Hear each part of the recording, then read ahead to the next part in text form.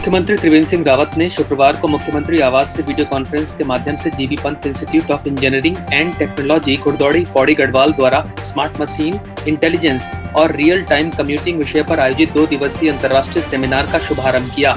इस मौके पर मुख्यमंत्री ने GB Pant institute of engineering and technology खुरदौड़ी पौड़ी गढ़वाल की स्मार्टफॉर्म 2020 पर आधारित पुस्तिका का विमोचन भी किया। उन्होंने कहा कि कोविड-19 के कारण देश जिस विषम परिस्थितियों के दौर से गुजर रहा है, इन परिस्थितियों में तकनीक का महत्व और ज्यादा बढ़ गया है। समय की मांग एवं अभियांत्रिकी के इस युग में टेक्नोलॉजी को व्यापक स्तर पर बढ़ावा देना जरूरी है।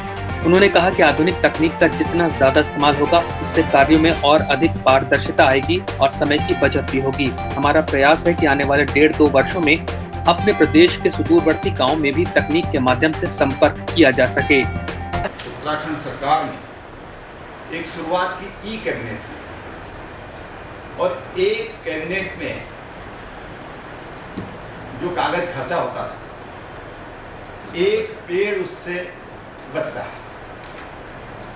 कम से कम एक पेड़ जितना कागज बनता है वो बच रहा है। और इसी दिशा में हमने अपने ऑफिसेज को ई ऑफिस बनाने का निर्णय लिया। मुझे 17 ऑफिस हमारे आज ई ऑफिस हो गए हैं और हमारी कोशिश है कि हमारे राज्य के जितने भी हमारे ऑफिसेज हैं ब्लॉक लेवल तक, इनको हम ई ऑफिस बनाएं। हमने जो हमारी ग्रीष्मकालीन राजधानी जो गैरसैंण को घोषित किया है, वहाँ हम उसको ई विधानसभा बनाएंगे। ई विधानसभा के रूप में हमको बनाएंगे। फाइलें ले जाने की जरूरत ही ना पड़े। हम टेक्नोलॉजी का इस्तेमाल करके और हम अपनी विधानसभा को संचालित करें। कोविड-19 के साथ ही डेंगू की रोकथाम के लिए भी प्रदेश के चिकित्सा स्वास्थ्य विभाग द्वारा आवश्यक उपाय किए जा रहे हैं। सचिव श्री अमित सिंह नेगी ने सभी जिलाधिकारियों को डेंगू निरोधात्मक गतिविधियों का संचालन करने के निर्देश जारी किए हैं। जिलाधिकारियों को जारी निर्देशों में ये सुनिश्चित करने को कहा गया है कि कोविड-19 के नियंत्रण के लिए बनाए गए क्वारंटाइन फैसिलिटी और कोविड केयर सेंटर्स में जल भराव की समस्या न हो। किसी प्रकार जिला चिकित्सालयों और अन्य चिकित्सा इकाइयों में भी पानी इकट्ठा न होने पाए। यहाँ जल भराव की समस्या को दूर करने के लिए पीआरडी के कार्मिकों, स्वयं सेवकों को तैनात किया जा सकता है।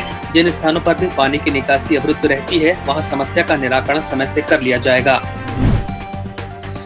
शुक्रवार सुबह 5:30 बजे कोसी नदी में अचानक तेज उफान आ गया। इस उफान के बीच वहां रेता निकालने के लिए गया खच्चर बीच टापू में फंस गया। टहलने आए लोगों की नजर जब खच्चर पर पड़ी तो एक स्थानीय निवासी विकास कतियूरा ने खैरना चौकी पुलिस को सूचना दी। पुलिस ने घटना की जानकारी तुरंत एसडीआरएफ की टीम को दे दी। टीम मौके पर पहुंची। खैरना पुलिस और एसडीआरएफ की टीम द्वारा नदी में राहत बचाव अभियान चलाया गया। एसडीआरएफ की टीम ने 2 घंटे तक चले राहत बचाव अभियान के बाद उसे सही सलामत टापू से निकाल लिया।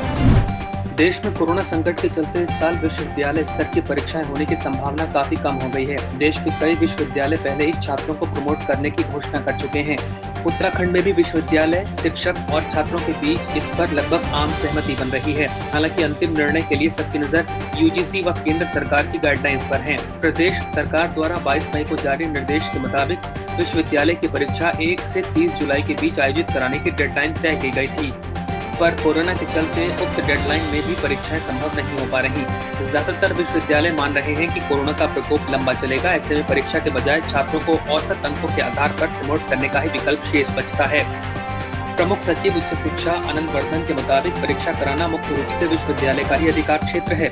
विश्वविद्यालय सभी विकल्पों पर विचार कर रहे हैं। अगस्त में परीक्षा कराने का कोई औचित्य नहीं है। इससे मूल्यांकन और रिजल्ट में ही अक्टूबर तक का समय लग जाएगा। बेहतर है कि औसत अंक के आधार पर छात्रों को पास किया जाए और फिर अगस्त से अगले सत्र की ऑनलाइन माध्यम से पढ़ाई प्रारंभ कर दी जाए। जिन छात्रों को औसत अंक पर एतराज है, वो बाद में बैक पेपर दे सकते हैं। प्रोफेसर पीपी ध्यानी डीसी श्रीदेव सुमन विश्वविद्यालय के अनुसार विश्वविद्यालय के विभिन्न कॉलेजों में बड़ी संख्या प्रदेश से बाहर के छात्र भी बढ़ते हैं। परीक्षा कराने पर उन्हें आने जाने में दिक्कत पैदा होगी। ऐसे में हालात सामान्य रहे तो अगस्त में फाइनल ईयर की छात्रों की ही परीक्षा हो सकेंगी। शेष कक्षाओं को प्रमोट करने का ही विकल्प बचता है। अंतिम निर्णय के लिए यूजीसी गाइडलाइन का इंतजार है।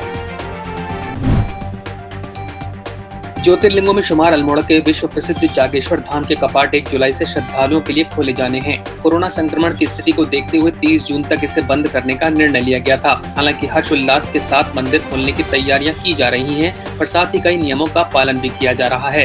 स्थायी नियमों के अनुसार फिलहाल मंदिर में केवल अल्मोड़ा जिले के लोग दर्शन कर सकते हैं। मंदिर सुबह 8 बजे से शाम 5 बजे तक ही खोला जाएगा और एक दिन में केवल 100 लोग ही दर्शन कर पाएंगे।